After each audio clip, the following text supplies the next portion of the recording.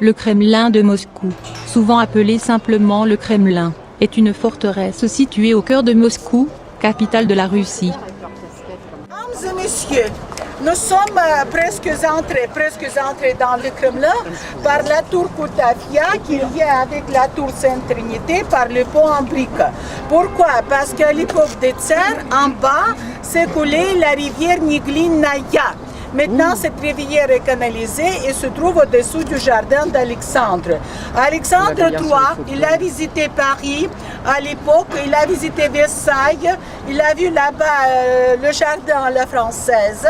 Et voilà pourquoi il a décidé d'aménager le même jardin à Moscou au pied du Kremlin. Voilà pourquoi on a canalisé cette petite rivière Niglinaya, tandis que la Moskova coule là-bas, où il y a surtout la cathédrale Saint-Sauveur. Bon, maintenant le jardin d'Alexandre, le jardin public. Dans ce jardin, il y a le tombeau aux soldats inconnus. Après la visite, on va tous ensemble vers le tombeau aux soldats inconnus pour regarder la relève de la garde. Bon, et après, le temps libre qui veut rester dans la ville, je vous laisse. Bon, et regardez s'il vous plaît, c'est surtout par là et par là, il y a ce jardin public d'Alexandre. À côté de la tour Kutafia, nous voyons le bâtiment du manège. Je vous rappelle qu'on a construit le manège en 1817 à l'occasion de la victoire remportée sur Napoléon.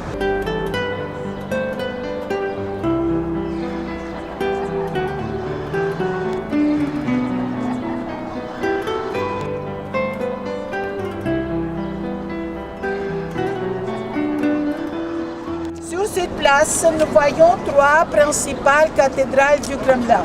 L'Assomption, l'Annonciation et l'Archange Saint-Michel. Je vous rappelle, l'Assomption, on a construit à la fin du XVe siècle, quand Moscou est devenue la capitale de toute la Russie, parce que Moscou a été bien protégé de tous les côtés et Moscou s'est trouvé au carrefour des voies commerciales. Voilà pourquoi Moscou est devenue la capitale de toute la Russie. Bon, la cathédrale des fêtes, l'Assomption et la cathédrale où se sont passés les couronnements, les sacres des tsars russes.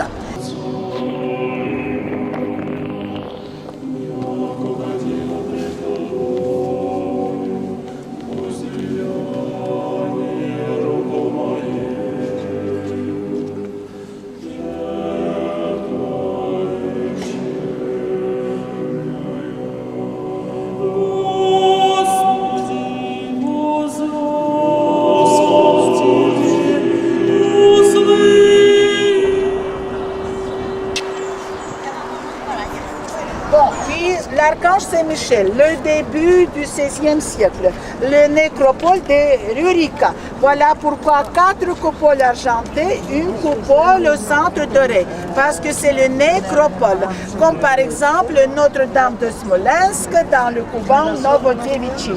Bon, coquillage, c'est surtout l'architecture, l'influence de l'architecture italienne. Bon, l'Annonciation, l'église privée des tsars et des grands princes de la Russie.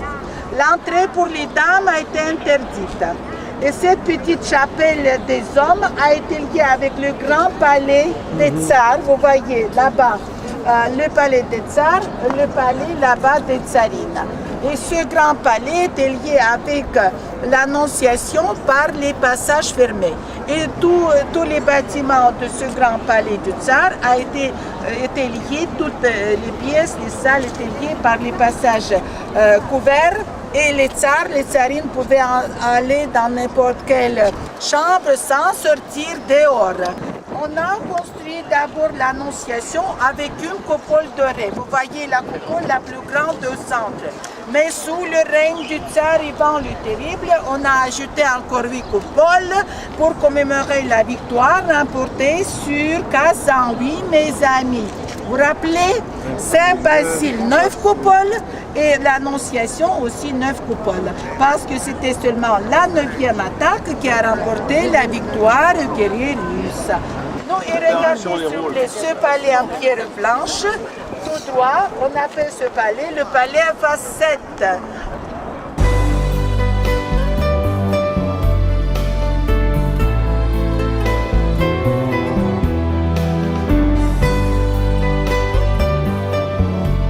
de la tour principale, il y a surtout l'inscription qui parle que les coupoles de ce clocher ont été dorées sous le règne de Boris Godunov.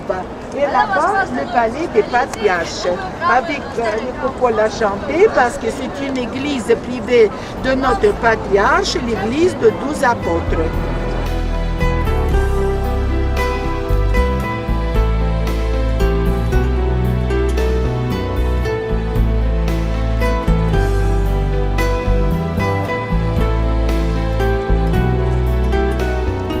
Bon, maintenant, mesdames et messieurs, nous allons voir le roi des canons et la reine des cloches.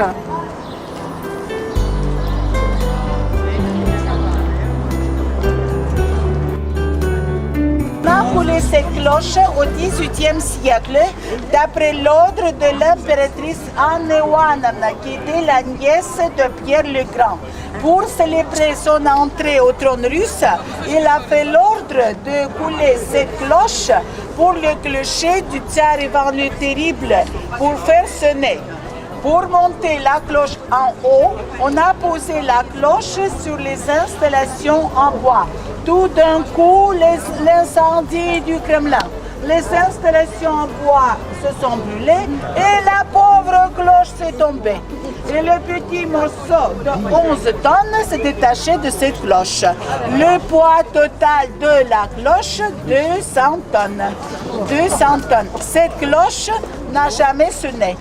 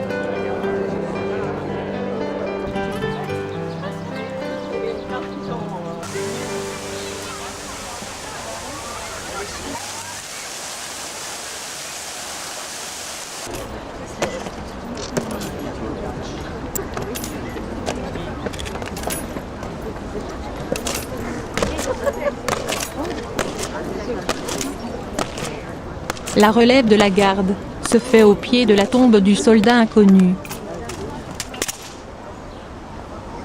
C'est ici que repose un soldat mort en 1941, durant la bataille aux portes de Moscou, lors de la Grande Guerre patriotique.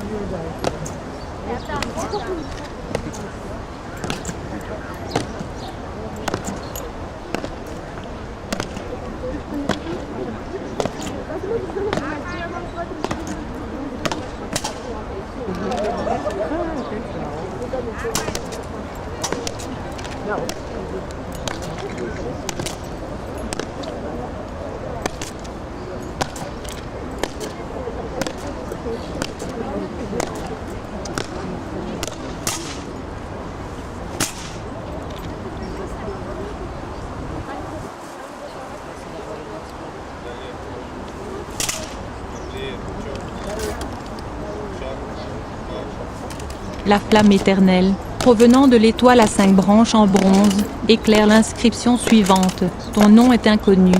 Ton exploit est immortel.